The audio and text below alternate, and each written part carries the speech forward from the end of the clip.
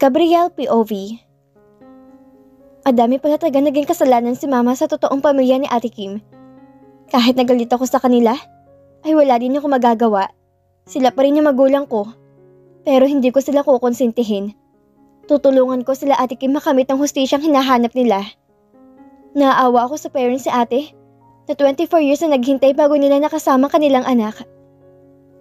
Habang nag-aayos ako ng aking mga gamit sa aking kwarto, ay nanood ako ng press conference na ginanap sa TV station na pag-aari ng pamilya nila Kuya Jacob. Masaya ako para kay Ate Kim dahil sa wakas ay natagpuan na din niya ang pamilyang mapagmahal, ang pamilyang binibigyan siya ng importansya. Iba ang kinang sa mukha ni Ate ngayon, nakikita ko masaya talaga siya. Natakot ako sa biglang pagbukas ng pinto namin sa baba. May taong pumasok sa aming bahay. Hininaan ko ang volume ng aking cellphone. Sinailan ko din ang settings ng aking phone dahil hindi ko alam kung sino to, baka magnanakaw to. Dahan-dahan kong nilapitan ang pintuan ng aking silid at nilak ang kandado ng aking pinto, saka ko idinikit ng aking tenga sa pintuan. Mahina ang mga boses ay minarinig ako nag-uusap mula sa baba. Hindi ako maaari magkamali. Boses ni Mama at ni Ate Nicole yun. Kahit nagbubulungan ang mga to, ay rinig na rinig kong kanilang pinag-uusapan. Mama, kamusta naman kayo ni Papa sa Negros? Tanong na Ate Nicole. Peste yung Kim na yan? Ayun, hirap na hirap kami ng Papa mo. Para kami mga dagang tago ng tago sa lungga. Hindi kami makakilos na maayos. Pati si Abdullah hindi na nagpadala. Galit na galit sa akin dahil nakita daw niyang balita tungkol kay Kim. Ayun, niloko ko daw siya. Binantaan pa ako ng gago. Humanda daw ako dahil uuwi sila ng Pilipinas para pagbayarin ako sa lahat ng panlolokong ginawa ko sa kanya. Galit na sabi ni Mama. Ganun ba? Hayaan nyo. Gagamitin ko naman si Ava para makahingi kay Kim. Hindi naman nun kayang taisin ng pamakin niya. Tuturuan ko na lang si Ava sa mga dapat niyang sabihin sa tita niya.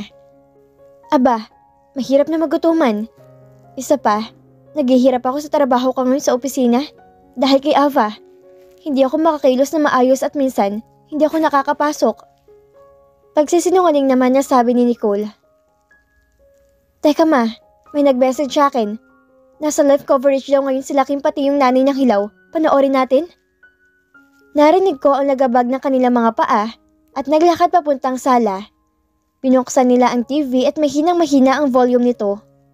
Narinig ko na lang ang gagaliiting si Mama sa napapanood niya. Hayop na bata to? Wala man lang utang na loob? Hindi ko na lang sana binuhay. Kung alam ko lang, dapat iniwan ko na lang siya sa basurahan. At ikaw yung pinakita ko kay Abdullah na anak niya. Napakawalang hiya. Galit na sabi ni Mama.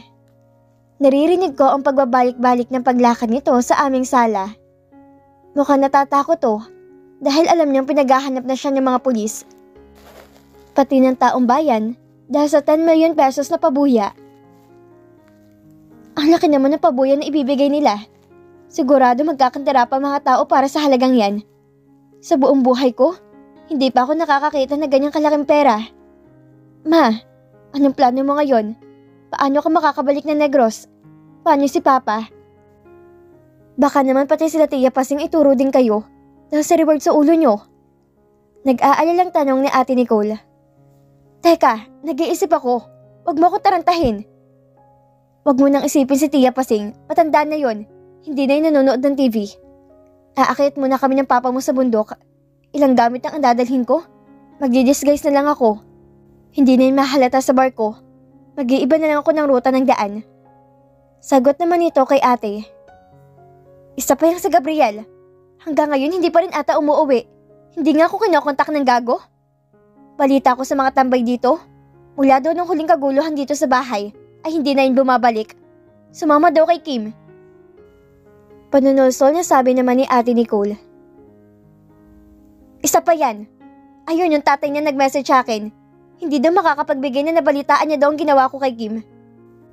Ayaw na maniwala ngayon na hindi niya daw anak tong si Gabriel. Mga buwakan ng ina? Hay! Pagsigaw nito, natigilan ako sa kanyang sinabi. Para akong estatwa. Hindi ako makapaniwala sa aking narinig. Ibig bang sabihin nito? Hindi din ako anak nila Mama? Kaya ba wala din silang pakaalam sa akin? Pauwi na daw ang tatay niyan. Magfo-for good na siya at magdenegosyo na lang. Sagot naman ni Mama. Curious lang ako, Mama. Huwag ka magagalit sa akin. Mabuti at natanggap ka noon ni Papa nang umuwi kang buntis. Tanong ni Ate. Naging interesado ako sa kanyang gustong sabihin, lalo kong inilapat ang aking tenga sa tapat ng pintuan. Nako, halos patay na ako ng Papa mo dahil dyan. Sinabihan ko naman ng Papa mo, aba, instant money to. At least, hindi ko na kailangan mag-abroad ulit para lang kumita ng pera. Dahil sa inuto niyang ama mo at ang tamad-tamad magtrabaho, gusto puro inom lang, sugal, yan tapos iyot yan lang siya magaling. Pero pag hahanapin mo ng trabaho, lahat kayang lunukin. Kaya nga ako nagkaganito. Mabuti nga nagkaroon kami ng tunay naming anak. Ikaw, doon lang naman niya nagbago ng kaunti. Saka noon, lagi akong pinubugbog ng Papa mo. Sobrang babaero pa. Grabe ang sakripisyo ko. Umabot ako sa puntong ipinasok niya ako sa dating site tapos siya, makikipag-chat. Tapos may mga kliyente babayaran ako kahit 50 royal ganun. Ayos lang naman yan sa Papa mo. Sagot naman ni Mama. Sige na ma, bilisan na natin. Baka may makakita pa sa inyo dito. Lalo na ngayon mas magdoble o tripling ingat kayo. Sabi naman ni Ate kay Mama. Natutulala ako sa aking mga narinig. Para akong binagsakan ng mundo kaya naman pala si Ate Nicole lang ang pinapahalagahan ni Papa. Dahil hindi pala niya kami tunay na anak na Ate Kim. Nataranta naman ako nang biglang marinig ko ang lagabag ng paa nitong paakyat sa taas. Narinig ko pa ang tila pagpilipit ng buksan ng aking pintuan. Nakalak naman pala tong kwarto ni Gabriel, Ma. Hayaan mo na yung kukunin mo dito. Sige na, kailangan na nating umalis. Sabi pa ni Ate. Nakahinga ako ng maluwag nang marinig ko ang paa nitong pababa ng hagdan. Narinig ko rin ang pagsara ng pintuan namin. Nakita ko naman wala sa bintana ang paglalakad ni napapalayo. Nang makasiguro akong wala ng mga to, saka ako nagbandaling umalis. Dala ang mga mahalagang gamit ko. Kim POV. After ng friends conference, hindi ko alam na ganun palang ginagawa pag friends conference. Sobrang kinakabahan ako. Kahit na alam ko naman ang mga isasagot ko sa mga tanong ng tao mula sa media. Nakaka-pressure palang sagutin ang bawat tanong na binibitawan ng mga press people. Ayoko magkamali sa akin sasabihin at ayoko makasakit ang damdamin ng taong mahal ko. Kahit pa nakapatay na ang kamera sa pag-roll, ay tuloy-tuloy pa rin ang ilang tao sa press na nagtatanong sa akin tungkol naman sa love story namin ni Jacob. Mabuti na lang at maagap si Jacob. Hindi to sumagot sa tanong ng mga to at nakiusap na lang na tapos na ang tanungan. Ginalang naman ng mga tao mula sa press ang pakiusap ni Jacob. Pagkatapos ng aming interview, ay ang dami na naming na-receive na tawag at message na di umano nakita nila si Mama. Madaming baseless na mga impormasyon ang naglabasan para makuha nilang pabuyang 10 milyong piso. Pinayuhan naman kami ni Attorney Ruiz na wag i-entertain ang mga to hanggat walang sapat na basihan ng kanilang sinasabi. Kaya naman nagkayayaan na kami nila Mommy na lumabas na muna at mag-relax. Kailangan na din naming mamili ni Jacob. May mga pagkain kasi akong gustong dalhin na wala sa ibang bansa. Hilig ko din ang magluto at gusto ko maging isang mabuting asawa kay Jacob. Gusto ko siyang pagsilbihan kahit pa nagtatrabaho ako. Gusto kong balansihin ang pagiging may bahay at ang pagiging isang negosyante. Nax, negosyante na ako ngayon. Sabi ko sa aking isip. Kim, gusto mo bang lumabas muna tayo ng mga daddy mo? Tanong ni Mami Aurora. Sige po Mami, sakto din po at mamimili kami nila Jacob. Pasusunurin ko na lang din si Gabriel sa Ayala Malls para doon na din po tayo maghapunan. Saad ko naman kay Mami. Okay, sasabihan kong driver namin. O siya, magkita-kita na lang tayo doon. Sagot pa ni Mami. Hindi na siguro muna kami makakasama ni Alfred. May meeting pa kasi kaming kailangang asikasuhin. Mag-enjoy muna kayo mag-anak. Sagot naman ni Mami Samantha. Humalik to sa amin. Kasama ko si Jacob sa sakyan. Hawak niyang aking kamay. Panay ang paghalik ng aking asawa. Alam ko ang kilatis ng aking asawa. Not now, Jacob.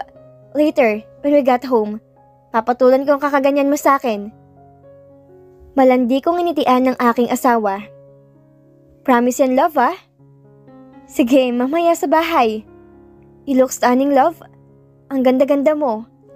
Habang pinagmamasdan kong interview nyo kanina, hindi ko mapigilan ang panggigigil ko sa'yo. Sagot naman niya sa akin. Stop it, Jacob. Later, okay? Kinikilig kong sagot sa kanya. Tumigil naman din to dahil nakarating na din kami sa parking ng Ayala Mall. Nauna na sila mami sa restaurant kung saan kami kakain. Habang kami ay naglalakad, kausap ko si Gabriel sa cellphone. Nandito na kami sa Ayala. Sumunod ka na lang dito. Kanina ka pa namin tinatawagan ng kuya mo. Akala ko kung napaano ka na. Nag-aalala kong sabi kay Gabriel. Ate, seryosong tawag niya sa pangalan ko. Kilala ko si Gabriel. Kapag ganyan na ang tono ng kanyang boses, may importante itong sasabihin sa akin. O may nalaman siyang dapat kong malaman. Sige ate, bibilisan ko lang. Nasa taxi pa lang ako pauwi kila Kuya Jacob. Seryoso ang boses niyang sabi sa akin. Ano nangyari, Gabriel? Tell me, bakit nagdagal ka ata? Pag-uusosyo kong tanong sa kanya, hindi to umimik agad. Narinig ko ang paghugot niya na malalim na buntong hininga. Dito ko na siguradong meron tong naisabihin sa akin. At alam kong importante to. Malamang, ay tungkol to kila Mama Amelia. Bibilisan ko lang ate. Ikukwento ko sa iyo pagdating ko dyan. Tungkol to kay Mama at kay Ate Nicole. Sagot naman ni Gabriel sa akin. I know it. Sige na bunso, mag-iingat ka. Bilisan mo na, hintayin ka namin dito. Mag-ingat ka, I love you. Sagot ko naman sa kanya. Nang ibaba kong aking tawag, ay may isang babaeng lumapit sa amin ni Jacob. Mukhang malapit to sa aking asawa dahil bigla tong lumingkis sa braso ni Jacob na nakapagpataas ng aking kilay. Agad naman tong iniwasan ni Jacob at binati ito. Hi Margaret, long time no see. Pagbati ni Jacob sa babaeng to. Hi Jacob, ang arte mo naman, parang allergy ka sa akin ah.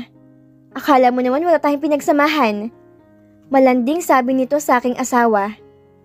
Biglang bumaling siya ng tingin sa akin at sarcastic ang nagtanong. And who she is? Nakataas ang kilay na sabi nito. Hindi ko nahihintay na sumagot pa si Jacob sa babaeng to. Kilala kong asawa ko, napaka-gentleman nito. Hindi niya kaya manakit ang damdamin ng ibang tao pero iba ako. Kaya kong protektahan ng sakin. Hindi ko papalampasin na lang ang pangaharot nito sa asawa ko. Sa aking harapan, kaya naman kinapitan ko si Jacob sa kanyang balikat. Sinadya kong ipakita sa babaeng to ang aming wedding ring. Oh, sa tingin ko, hindi ka nanonood ng balita, miss. Sige, let me introduce myself. I am Kim de la Cruz Salvador, lawfully legal wife ni Jacob. Kaya kung ayaw mong magkaproblema tayo, tigilan mong pagkakalingki sa asawa ko. Minsan kasi tong palad ko, hindi ko mapigilan. Biglang nangangati at lumilipad sa pisngi ng ibang tao. Mataray kong sabi sa kanya. Hays, che, kainis yung asawa mo Jacob. Kung hindi lang naman ako naunahan yan, sana akong asawa mo ngayon. Irritable nitong sabi. Well miss, masyado ka siguro mabagal. At isa pa, wala akong planong iwanan ng asawa ko. Kaya if you excuse us, may dinner date pa kami with the family. Mayabang kong sabi. Ngingiti-ngiti naman sa akin si Jacob.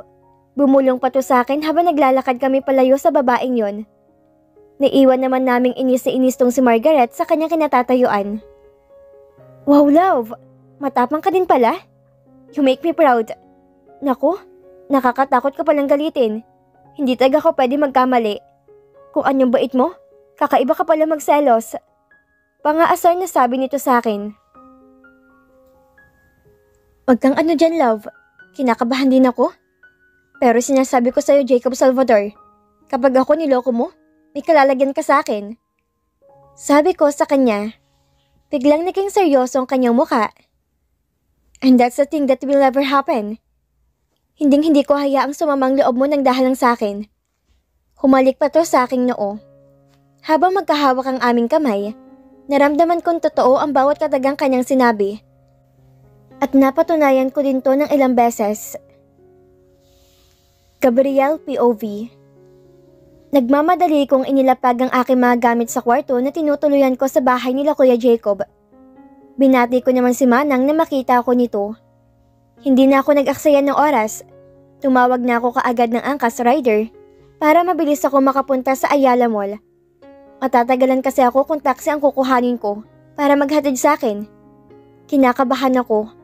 Natatakot ako dahil sa aking nalaman.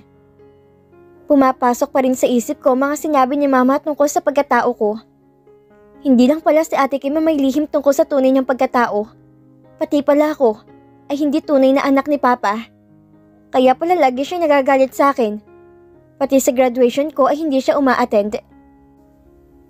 Naluluha ako habang nakaangkas ako sa nabukong driver. Kailangan malaman din nila ating tungkol sa mga narinig ko sa bahay kanina. Mabuti naman. At mabilis lang na dumating ang angkas rider na to sa Ayala Mall. Alam kasi niya ang mga shortcut na dadaanan. Salamat po Manong. Keep the change po. Sabi ko sa driver. Ay, salamat po. Tuwang-tuwa niya sabi sa akin ng angkas rider na to. Dumiretso na ako kaagad sa restaurant na sinabi sa akin ni Ate Kim. Minessage ko na siya. As soon as nakarating ako ng Ayala Mall. Pinagmamadali na din ako ni ate. Dahil dumating na din ang pagkain. Nakita ko naman siyang kumakaway na mula sa entrada ng restaurant. Gabriel, may gusto ka bang sabihin sa akin? Tanong ni ate sa akin pagkalapit ko sa kanya. Oo ate, importante kasi kaya nagmamadali ako. Ang dami naging revelasyon nila mama. Di ba nasa bahay niyo ako kanina? Habang nagliligpit ako ng gamit ko, narinig kong biglang bumukas ng pinto sa bahay. Akala ko nga magnanakaw. Yun pala sila Mama at Ate Nicole. Bumalik sa bahay, hindi nila alam na nandun din ako kanina. Hindi ko din alam kung paano nakakalagpas si Mama sa mga checking sa mga port. Narinig ko sila nag-uusap ni ate. Sinabi ni Mama na nasa Negros pala sila ni Papa. Kila Tia pasing sila nanunuluyan ngayon. Pero napanood nila nangyaring press conference. Kaya aakyat daw muna sila ni Papa sa bundok. Sabi ko kay ate. Bigla naman ako napaluha nang maalala kong sinabi ni Mama tungkol sa pagkatao ko. Bakit ka umiiyak bunso? Pagtawag ni ate na nag-aalala siya sa akin. Halika nga dito sa loob. Nandito din sila Mami. Doon na tayo para makaupo ka. Nanginginig ka oh. Nag-aalalang sabi pa niya sa akin. Sumama naman akong parang bata kay ate sa loob ng restaurant. Nang makaupo na kami ay sinabi na ni ate sa mami niya ang tungkol sa mga sinabi ko sa kanya. Ibinigay niya din ang lokasyon kung saan nanunuluyan sila mama. Nakita ko natuwa sila sa balitang natanggap nila mula sa akin. Pagkasabi ni ate sa lahat ng sinabi ko sa kanya, ay biglang tumayo si Kuya Jacob. Nagpunta to sa isang bundok ng lunch na kinuha nila para sa lunch dinner namin. Narinig ko tinawagan niyang kaibigan niyang mayor sa Cebu para sa mga kontak nito sa Negros. Narinig ko ang kanilang pag-uusap. Pinapakumpirma ni Kuyang kinaroroonan nila mama batay sa address na binigay namin ni Ate Kim sa kanya. Nagdagal din to sa kanyang telepono sa pakikipag-usap sa kanyang kaibigan. Dumistansya siya sa amin ng kaunti kaya hindi ko na narinig pang iba niyang sinabi. Panay naman ang pagpapasalamat ng mami ni Ate Kim sa akin na kinakatuwa ko naman. Naa-appreciate nila mga bagay na ginagawa namin ni ate para sa kanila. Napakaswerte ni Ate Kim dahil sa mga bilyonaryo niyong mga magulang. Pati sa asawa at biyanan ay napakaswerte niya. Mababait din ang mga to, hindi lang sa kanya, kundi pati na din sa akin. Naiintindihan ko na kung bakit mas pinipili ni ate si Kuya Jacob kaysa kanino man. Madami mang naligaw kay ate, ay hindi naman niya to pinansin. Salamat Gabriel, at hindi mo itinago sa amin ang impormasyong nalaman mo. Sana nga'y mahuli na kaagad sa Amelia ng alagad ng batas. Malaki may tutulong nito sa kasong to. Nagpaalam din naman siya sa amin at tumayo na. Sabi ng mami ni Ate Kim. At kung sakali mong matagpuan nga sa lokasyon na binigay sa'yo ng iyong mama, sa'yo ko ibibigay ang reward. Tila sa deal, kahit pa sabihin nating tinutulungan mo kami. Sabi ng mama ni Ate Kim. Hindi naman ako nakaimik dahil malaking halaga ang sinasabi nila. Siya, sandali lang at may tatawagan lang din ako. Tumayo na muna siya at may tinawagan na din. Kaming dalawa na lang ni ate ang naiwan sa lamesa. Tumayo din kasi ang daddy niya at parang may tinawagan din to. Naririnig ko lang na parang mga pulis ang kanilang mga kausap dahil sa binibigyan nila ang mga to ng instruction tungkol sa aking sinabi. Ibinigay din niya ang address sa sinabi namin ni ate. Alam namin ang bahay ni Tia Pasin dahil to ang laging kamag-anak namin na napupuntahan namin tuwing bakasyon kapag walang pasok sa eskwelahan yung bata pa kami. Nakatayo lang sila at kanya-kanya ng kinakausap. Hindi ko naman mapigilan ang biglang malungkot at mapaluha.